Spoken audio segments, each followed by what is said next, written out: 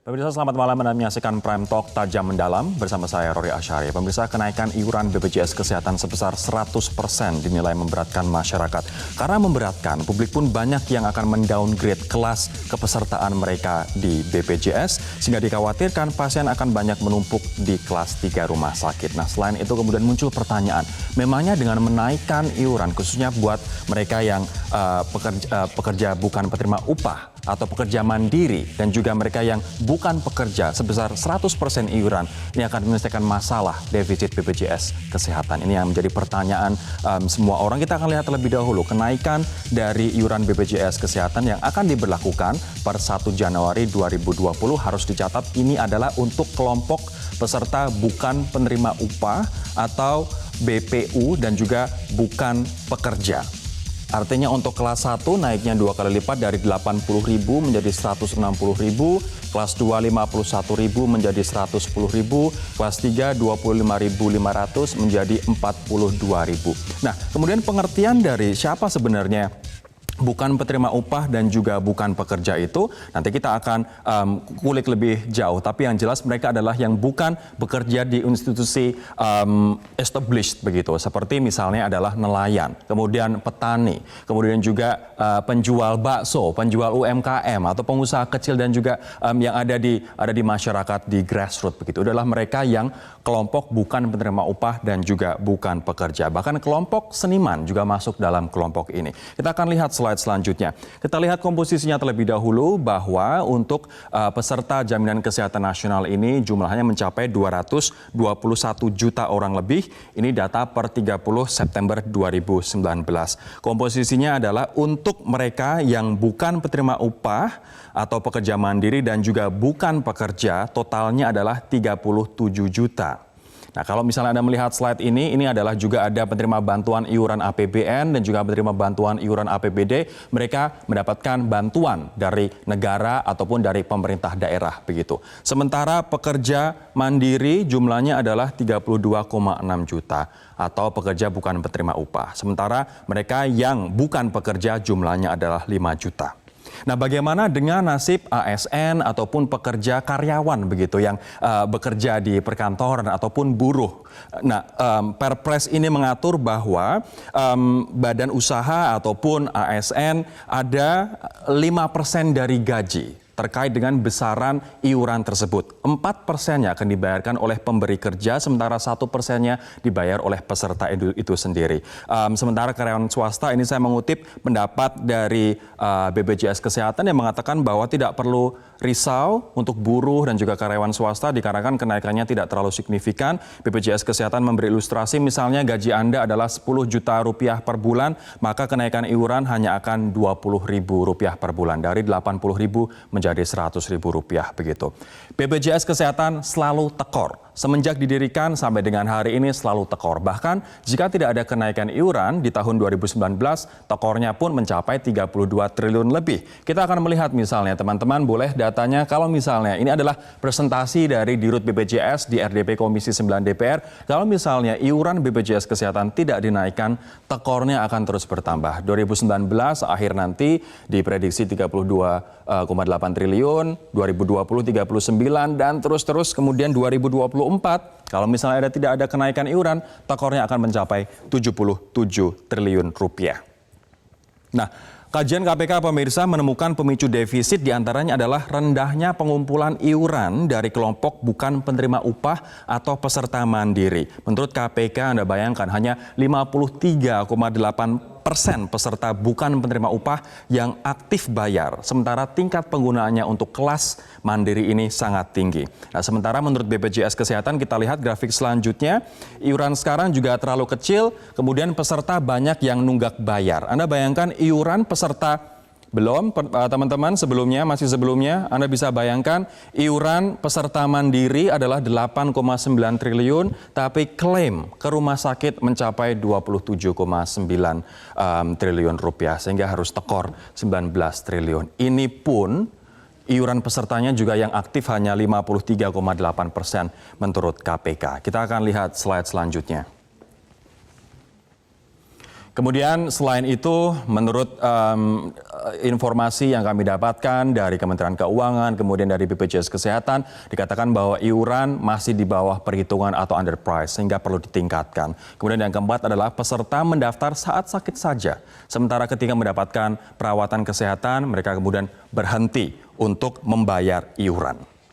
Nah, kemudian rumah sakit pun meningkatkan klasifikasi kelas tanpa melapor ke BPJS Kesehatan. Ini yang juga menjadi salah satu penyebab kenapa BPJS Kesehatan selalu tekor. Nah, kemudian pertanyaannya bagaimana pemerintah kemudian mengatasi masalah-masalah dengan kenaikan iuran BPJS ini terutama untuk peserta mandiri atau bukan pekerja. Dan kemudian apakah memang dengan menaikkan iuran BPJS Kesehatan ini akan menjawab semua permasalahan-permasalahan dan juga permasalahan terkait dengan defisit anggaran BPJS akan hilang begitu saja. Kita akan membahas dengan 4 orang narasumber, 3 diantaranya di studio. Ada M. Iqbal Anas, Kahumas BPJS. Mas Iqbal, selamat malam Mas Iqbal. Ada juga Mas Tulus Abadi, Ketua Harian YLKI. Mas Tulus, selamat malam. Selamat malam. Ada juga Bang Timbul Siregar, Koordinator BPJS Watch. Bang Timbul, selamat malam. Selamat malam. Dan dari Gedung DPR RI ada Bang Melki Lakalena, Wakil Ketua Komisi 9 DPR dari fraksi Golkar. Bang Melki, selamat malam. Selamat malam Mas Rory. Saya akan ke Bang Timbul terlebih dahulu. Ini melihat iuran BPJS yang naik untuk peserta mandiri dan juga bukan pekerja, ini yang paling terdampak adalah mereka. 37 juta peserta begitu. Apa tanggapan Anda, Bang? Ya, jadi memang kenaikan kan menjadi sebuah keniscayaan, tapi kenaikan yang tinggi itu akan berdampak betul dikatakan kepada peserta mandiri. Nah, peserta mandiri ini yang memang juga kan sebenarnya ya angkanya ketinggian sehingga kecenderungannya bisa tadi nonaktif atau turun kelas ya. Kalaupun dia turun kelas begini juga ya saya udah hitung ya sebenarnya misalnya dia kelas 3 nih pindah. Kelas PBI itu kan 96,8 tambah PBI daerah 37 tambah peserta mandiri kelas 3 itu ada 20,8 juta. Artinya totalnya di kelas 3? Totalnya 155 juta. 155 juta pasien. Sementara kalau misalnya kapasitas dari kelas 3. Ya, nah, saya punya data. Ada di rumah sakit yang ada di Republik ini 2.813. Itu masih belum semuanya bekerja sama. Asumsikan semuanya kerja sama. Kelas 3 itu ada 126.696 kamar tidur kelas 3. Jadi kalau yang sekarang ini saja 155 juta dibagi 126.696, satu orang itu berebut dengan 1.223 orang. Ini kayak mau masuk pekerjaan atau masuk universitas nih. Apalagi nanti kelas 1 dan kelas 2 bermigrasi ke kelas 3, maka kelas 3-nya akan semakin besar. Nah, jadi orang yang menanti pelayanan kelas 3 akan semakin banyak lagi. Perbandingannya 1 banding 1.000 lebih. 1.223 untuk mendapatkan satu kelas 3. Kelas 3 di rumah sakit. 3. Saya akan ke Mas Iqbal terlebih dahulu. Ini akhirnya dengan naik 2 kali lipat untuk peserta mandiri, Mas, akan dikhawatirkan numpuk di kelas 3. Perbandingannya 1 banding 1.200, Mas Iqbal. Bagaimana antisipasinya agar tidak ada penumpukan di kelas 3? Ya, kita kalau bicara tentang tempat tidur itu kan ada standar WHO ya. 1.000 orang disediakan satu tempat tidur. 1.000 orang satu tempat tidur. Artinya memang harus ditata soal bagaimana mengelola rujukan. Selama ini orang kan mindsetnya pengen dilayani di rumah sakit paling top di negeri ini, misalkan di kota itu dan yang lain. Nah, kita mengatur karena memang biaya vaskes pertama dengan ke rumah sakit itu kan proporsinya belum setimbang lah. Artinya kalau di luar negeri 40% dirawat jalan tingkat pertama, 60% di rumah sakit. Artinya kelolaan itu yang ke depan harus diperbaiki. Artinya yang harus diperbaiki adalah sistem rujukan. Jadi harus ke fasilitas kesehatan pertama terlebih dahulu, puskesmas, baru ke rumah sakit begitu? Ya, itu sudah di tahun ke-6 sudah dilakukan, Pak. Cuman penegasan soal itu, misalkan ada kasus yang 144 diagnosis yang sejatinya harus selesai di vaskes tingkat pertama, selama ini masih ada yang bocor ke rumah sakit. Melihat jawaban Mas Iqbal, gimana Mas Timbul? Bahwa WHO standarnya 1 banding 1.000. Ya, itu kan memang faktanya 2.813 belum seluruhnya bekerja sama. Masih ada sekitar 2.500 rumah sakit yang bekerja sama. Artinya sebenarnya bukan 1.200 juga, itu masih besar lagi 1.300. Apalagi nanti kelas 1 dan kelas 2 bermigrasi. Pertama. Yang kedua, itu kan juga artinya begini, bahwa kelas rujukan yang disampaikan tadi oleh Mas Iqbal, faktanya puskesmas itu tingkat rujukannya 17%, 17,4. Artinya masih banyak juga yang harusnya tidak usah dirujuk tapi dirujuk. Nah, fakta di lapangan puskesmas kita juga kan belum berkualitas untuk menahan itu. Sehingga memang nanti akan terjadi penumpukan di rumah sakit. Sekarang ini saja saya melihat banyak terjadi waiting list. Susah cari kelas dan sebagainya. Nah, ini yang kembali persoalannya sekarang bagaimana pemerintah itu bisa meningkatkan rumah sakit yang bekerja sama. Pertama. Kedua, memang juga bisa meningkatkan kualitas daripada Vaskes 1 ini. Bang Melki, apakah Anda juga punya kekhawatiran yang sama bahwa nanti peserta banyak bermigrasi ke kelas 3 karena tidak mampu untuk membayar iuran yang begitu tinggi, belum lagi PBI yang dibantu oleh APBN maupun APBD? Ya, tentu itu adalah sebuah keniscayaan. Dalam situasi ekonomi seperti sekarang ini, tentu orang akan berhemat dalam urusan kesehatan, apalagi kan ini bukan urusan yang keseharian, tapi terjadi bisa kapan saja sehingga orang kadang-kadang tidak mengantisipasi. Yang tadi kami dapatkan gambaran adalah, sebagai contoh ya, kami tadi mengundang asosiasi rumah sakit juga untuk menyampaikan. Memang kelas 3 itu kita cuma punya kapasitas di seluruh negeri ini itu cuma 41%. Nah, dengan kemungkinan kapasitas yang akan menuju ke kelas 3 itu begitu besar, memang yang kekhawatiran banyak teman-teman itu bisa bakal terjadi. Nah, padahal kesehatan ini kan adalah hak dasar warga negara. Jadi sama kayak kita mengatakan bahwa setiap warga negara sama di depan hukum, demikian pula harusnya setiap warga negara juga sama mendapatkan pelayanan kesehatan. Soal caranya artinya seperti kelas apa, 3 ini kapasitasnya teknis, kurang jika dibandingkan dengan peserta yang mengakses kelas 3, Mas? Dipastikan kurang kalau lihat dari data yang tadi disampaikan oleh teman-teman dari Persatuan Rumah Sakit. Nah, dengan supply demand yang tidak cocok ini, yang tidak sesuai ini, dari awal sebenarnya sudah kami ingin tegaskan bahwa sebaiknya ini hasil rapat gabungan ya. Pada periode DPR lalu sebelum selesai itu, kita sudah melakukan rapat gabungan Komisi 9 dan 11. Hadir juga Menko PMK, Menteri Keuangan, Menkes, Mensos, dan sebagainya. Itu kita sudah sepakat bahwa yang naik cukup kelas 1 dan kelas 2. Kelas 3 itu jangan dinaikkan untuk semua klasifikasi. Nah, tapi kemudian PRP sudah keluar. Bertanya terlebih dahulu kepada Mas Iqbal, Bang Melki. Yang sering bolong untuk bayar itu yang kelas 3 atau kelas 1, kelas 2? Mas Iqbal. Jadi proporsinya rata lah ya. Karena Rata. kalau kelas 3 kita melihat dia konstruksinya paling besar kan. Realitas bahwa kelas 3 itu pesertanya paling besar di JKN sudah terjadi sejak 2014, Pak. Artinya kejadian itu sudah memang ya seperti inilah keadaannya. Kalau misalnya usulan dari teman-teman di DPR dan juga tadi apa yang keluar dari RDP begitu, misalnya kelas 3 tidak dinaikkan iurannya, karena mereka yang paling terdampak juga dengan kenaikan ini, mungkin tidak defisit bisa jauh berkurang? Ya tentu kita bicaranya aspek kesetaraan ya, bahwa sebetulnya rapat kerja gabungan Komisi 9 dan 11 itu kan saya bacakan saja ya.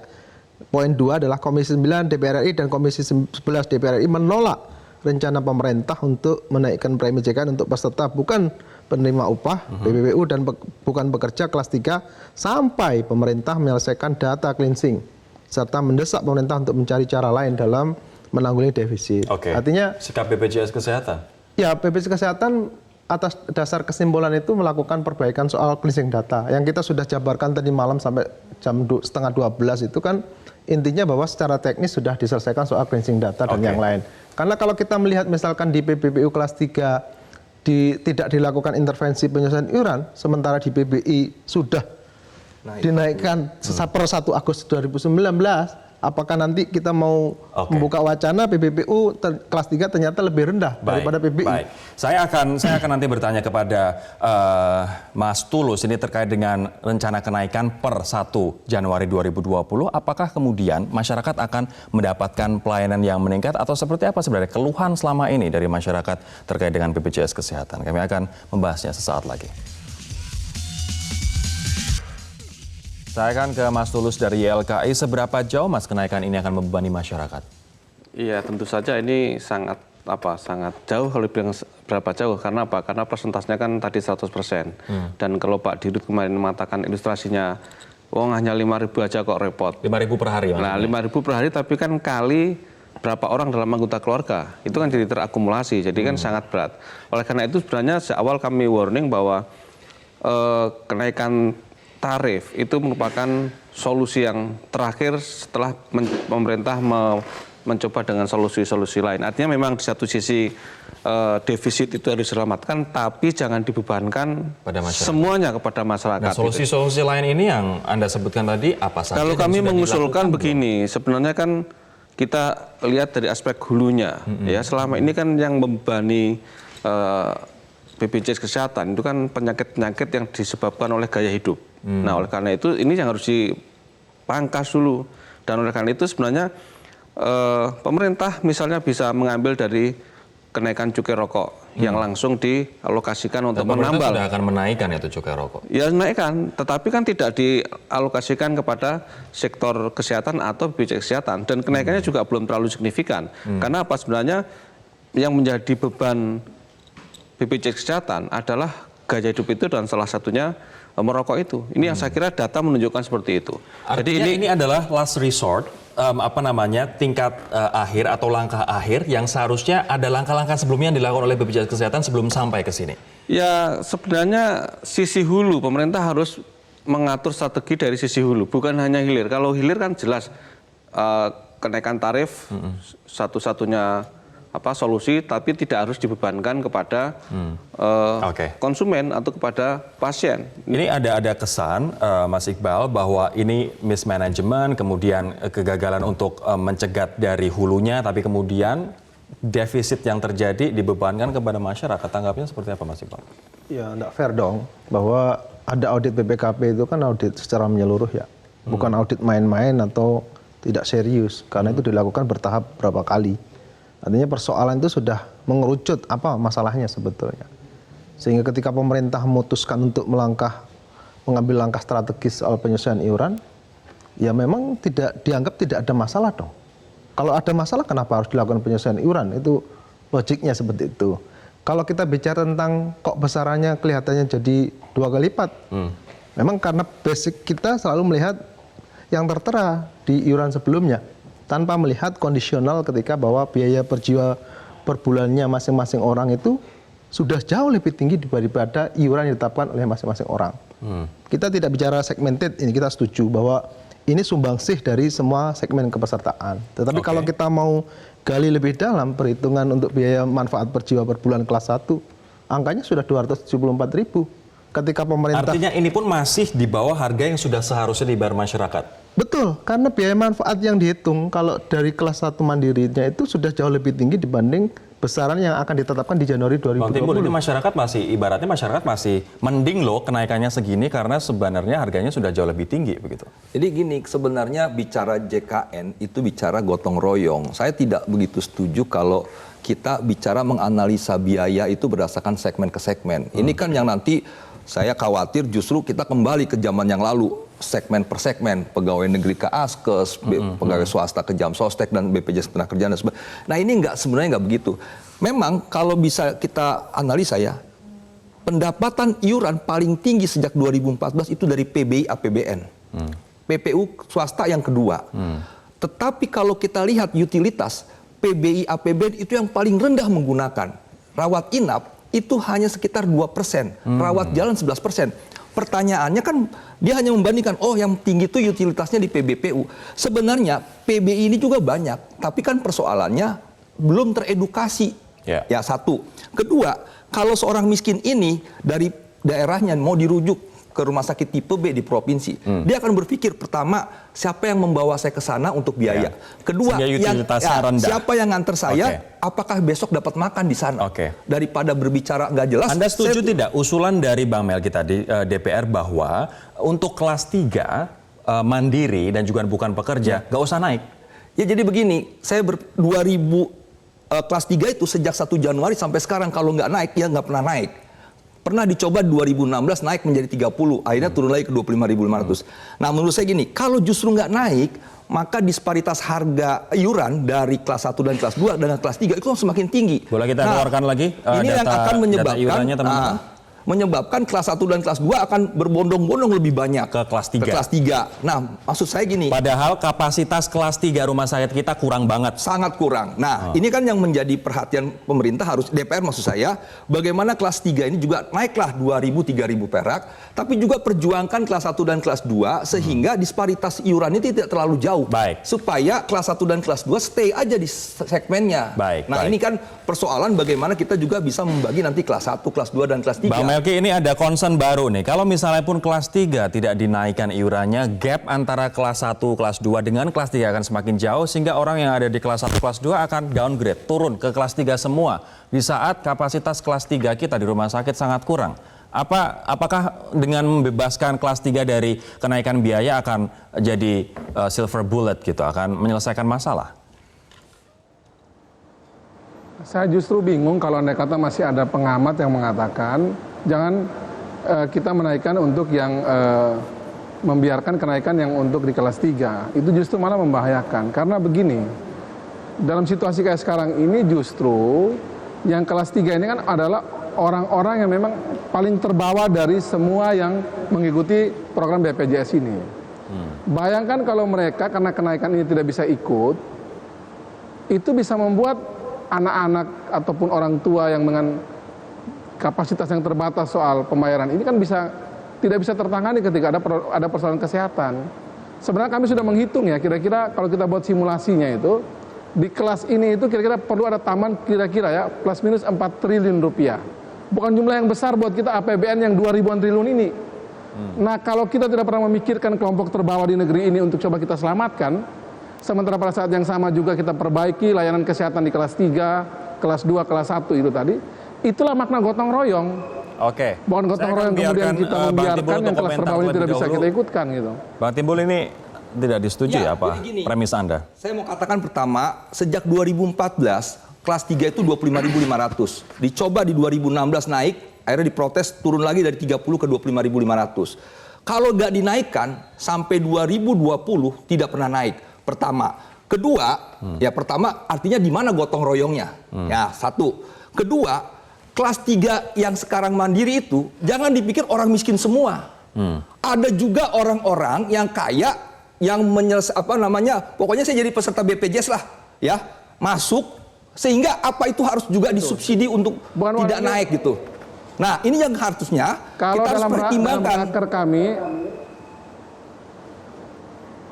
dalam RDP kami itu masih bukan di situ soalnya. Soalnya adalah itu data tentang kemiskinan di negeri itu memang tidak sama.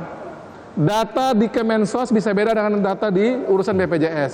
Bisa beda nanti dengan urusan mungkin di Kemendagri. Itulah kami perlukan kenapa kita mulai dulu bagaimana mensinkronkan data.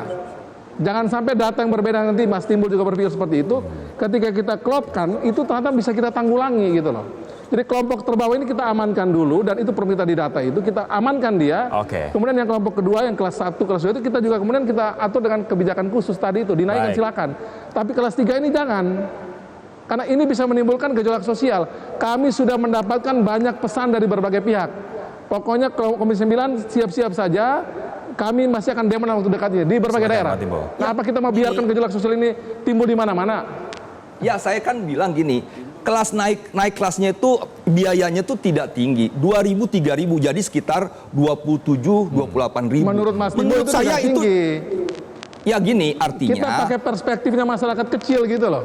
Bukan, kan ini juga ada proses cleansing data, ya. Ketika dinaikkan ini memang nanti ada perpindahan. Tetapi yang peserta kelas 3 yang memang orang kaya ini juga kan kita harus gotong royongkan gitu loh. Ya. Kalau dia masih tetap 25.500, tadi saya katakan disparitasnya tinggi, kecenderungan untuk turun akan lebih besar.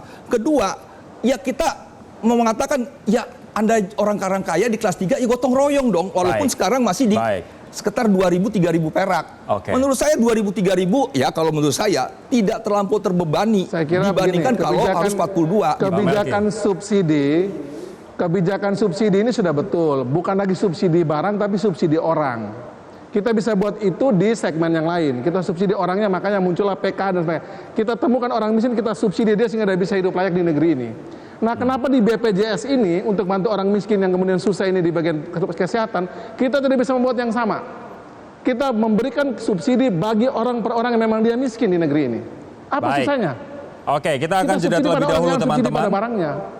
Nanti saya akan tanyakan kepada Mas Tulus kemudian apa solusinya. Kalau misalnya dari DPR sebaiknya kelas 3 tidak usah dinaikkan, sementara dari Bang Timbul mengatakan bahwa harus ada kenaikan tapi disesuaikan begitu. Tidak boleh terlalu tinggi. Dan stark. juga DPR itu perjuangkan juga kelas 1 dan kelas 2 Baik. supaya disparitas harganya Saya tidak terlalu nanti tinggi. akan minta perspektif dari Mas Tulus. Apakah pembagian kelas 1, 2, 3 itu memang sebenarnya adalah masalah? Kemudian dari BPJS, kalau misalnya iuran sudah naik, layanan seperti apa yang akan diberikan kepada masyarakat? Kami akan membahasnya sesaat lagi. Bang Melki, ini artinya Perpres sudah ditandatangani berlaku 1 Januari 2020. Apakah DPR akan go ahead aja dengan rencana kenaikan ini di semua kelas, di semua khususnya di peserta mandiri dan bukan pekerja? Yang pasti seperti sudah disampaikan tadi, kami kan tetap komitmen dengan hasil rapat gabungan Komisi 9, 11, dan berbagai jajaran pemerintahan. Kemarin juga kami tanya, Pak Jokowi tentu menandatangani Perpres ini kan kalau memang sudah ada pembicaraan di kalangan kementerian ya. Kok ini tiba-tiba saja ada kenaikan tanpa ada proses yang juga kami diajak bicara gitu. Padahal sudah ada kesepakatan bahwa ini tidak dinaikkan, kecuali tadi itu. Kelas 1 boleh, kelas 2 boleh, kelas 3 jangan gitu. Karena begini ya, ini kita punya anggaran belanja di negeri ini kan 2.000 triliun lebih. Kurang lebih 4T untuk membantu masyarakat di kelas 3 ini kan bukan angka yang rumit sebenarnya. Baik. Tinggal kita cari, dan teman-teman di Banggar Komisi 9 sudah memastikan bahwa mereka akan bekerja keras untuk bagaimana mentelusuri agar ada pergeseran anggaran untuk membackup kelas 3 ini. Karena ini sebuah, kalau tadi kita bicara gotong royong itu kan ini mereka masih menjadi yang tertinggal kalau ini dinaikkan seperti ini. Bang Melki, terima kasih Bang atas waktu Anda. Melki Lakalena, Wakil Ketua Komisi 9 DPR dari Golkar yang harus... Karena ini kami masih lanjut lagi rapat BPJS dengan berbagai mitra nih Mas Rodi.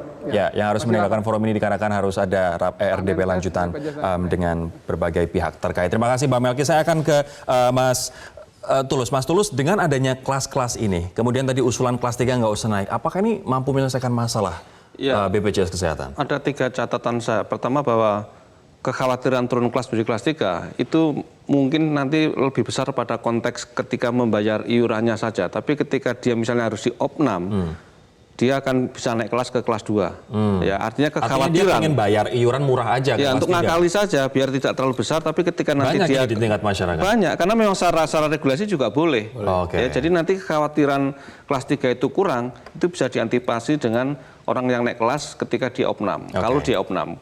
Kedua, sebenarnya kalau pelayanan kesehatan universal, dan ini juga berlaku di luar negeri, bahkan mandatori dari program JKN itu nggak ada kelas-kelas di dalam pelayanan sebenarnya, harus single class. NHS nggak ada kelas-kelas? Ya, harus single 1, class. 2, 3. Ini kenapa kok kemudian bertahan dengan kelas 1, kelas 2, dan kelas 3? Ini ada permainan rumah sakit jangan-jangan. Nah, ini pemerintah bersama BPJS Kesehatan harus mendorong bahwa program JKN harus single class untuk menekan berbagai Mungkin Pak Iqbal bisa jawab efisiensi. ini nih, tudingan ini. Betul tidak ada permainan sehingga ada kelas-kelas begitu? Ya, memang undang-undang rumah sakit memungkinkan itu. Karena sejarah memang mengatur ada kelas Pak di Indonesia ini.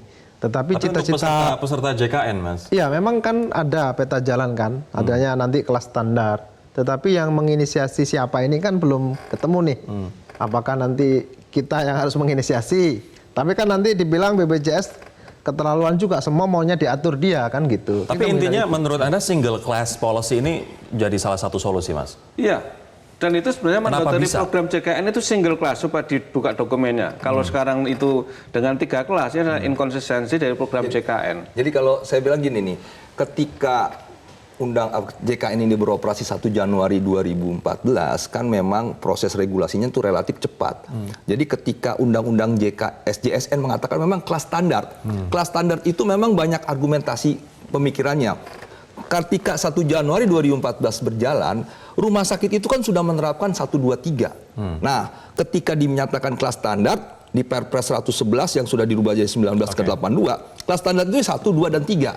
Nah, sekarang DJSN sedang berupaya nih untuk menciptakan kelas standar itu, mengusulkan nanti kelas standar itu bagaimana.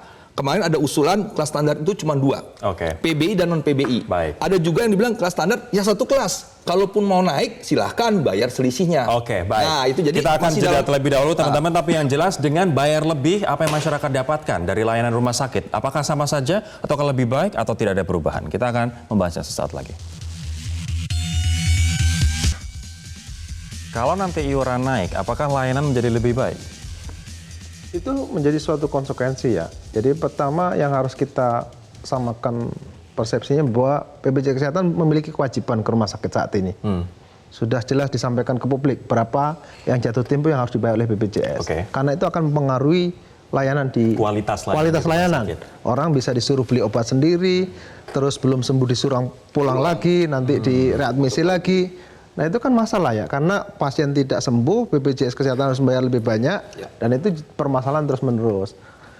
Itu komitmen yang harus kita bangun ya, karena memang kita penyesuaian iuran ini menjadi faktor yang luar biasa, karena perhitungannya sampai dengan nanti di 2020 sebetulnya ini akan terjadi surplus Pak, Oke. pembiayaan. Artinya dengan kenaikan iuran, oke, masyarakat akan mendapatkan standar layanan yang mereka seharusnya deserve, layak dapatkan. Dikarenakan rumah sakit pasti akan melayani mereka sesuai standar. Tidak ada tunggakan-tunggakan lagi, begitu kan Pak Iqbal? Betul. Tapi yang ingin saya tanyakan adalah kalau misalnya ini nanti misalnya tanggal 1 itu jadi naik begitu dan masyarakat kemudian bertanya-tanya apakah prosesnya akan lebih mudah? Apakah mengurusnya akan lebih mudah atau masih saja berbelit-belit? Jawabannya apa, Mas?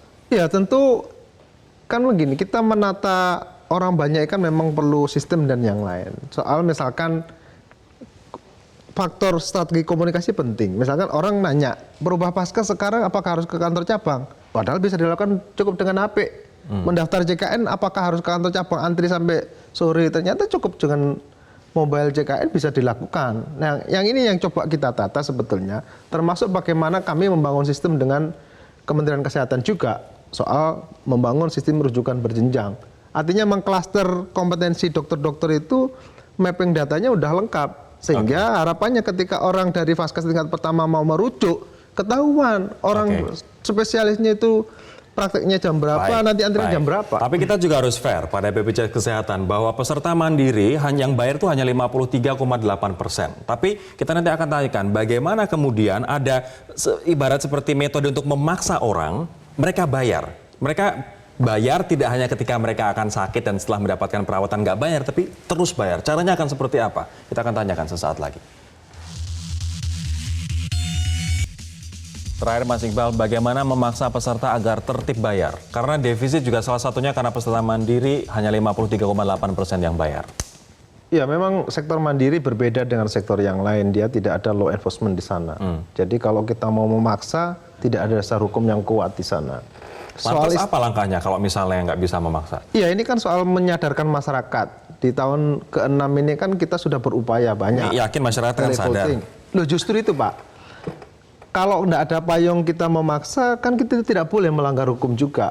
Sudah kita dihukumi soal istilah kader JKN di tagline itu debt collector, itu kan sangat mengganggu program. Padahal dia warga masyarakat di situ. Artinya apa yang kenal dibutuhkan untuk mengenforce agar masyarakat juga mau aktif bayar? Ya makanya kita mengembangkan soal auto debit Pak. Kelas 1, kelas 2, kelas 3 itu syarat mendaftar itu juga masuk dalam sistem auto debit. Dia bisa menggunakan juga mobile cash untuk yang daerah perifer dan yang lain. Itu untuk mengetatkan disiplin. Solusi Mas Bang Timbul gimana Bang? Ya, jadi tunggakan iuran itu dikontribusi oleh peserta mandiri paling besar. Kedua, peserta badan usaha. Ketiga, pemerintah daerah. Itu fakta yang terus terjadi. Sebenarnya ada regulasi yang namanya PP 86 tahun 2013. Isinya? Yang memang memberikan sanksi kepada penunggak dan yang belum ikut JKN. Sudah dilakukan belum menurut Anda sanksi? Sanksi itu adalah tidak dapat layanan publik. Nah, sebenarnya seluruh rakyat itu per 1 Januari 2019 wajib. Kalau dia tidak ikut ataupun nunggak, kena sanksi tidak dapat layanan publik. Seperti disebutkan di PP 86, tidak dapat SIM, tidak dapat STNK. Tapi ini belum ditegakkan. Ini tidak dijalankan karena pihak kepolisian belum mau menjalankan. Pihak imigrasi belum menjalankan, pihak Pemda belum menjalankan. Artinya harus ada integrasi kerjasama. Oleh sebab itu memang bareng-bareng. kan ada rencana dikeluarkan Inpres untuk memastikan seluruh kementerian lembaga yang melakukan pelayanan publik itu bisa mendukung JKN. Singkat saja Mas Tulus, solusi dari Anda Mas. Ya kalau dari sisi pelayanan tadi kalau naik tarif tadi ya, saya kira diskriminasi pelayanan antara BPJS Kesehatan dan non BPJS Kesehatan itu harus hilang karena sampai detik ini diskriminasi di lapangan masih terjadi oleh pihak rumah sakit. Oke. Ya. Dan kedua saya kira yang terpenting menurut saya adalah kalau pemerintah tidak konsisten dan DPR tidak konsisten dengan sisi penggalian dari sisi hulu, maka skema pembiayaan apapun tidak akan bisa menyelesaikan Sisi itu. hulu berarti mencegah orang misalnya merokok. Yang Ya, merokok itu bikin persis, penyakit katastrofis. persis, ya. Katastrofis itu Ya. bebannya gede banget untuk karena untuk apa? BPJS Karena Kesehatan. solusi kenaikan tarif itu akan selalu jebol kalau hulunya Oke. rusak. Baik.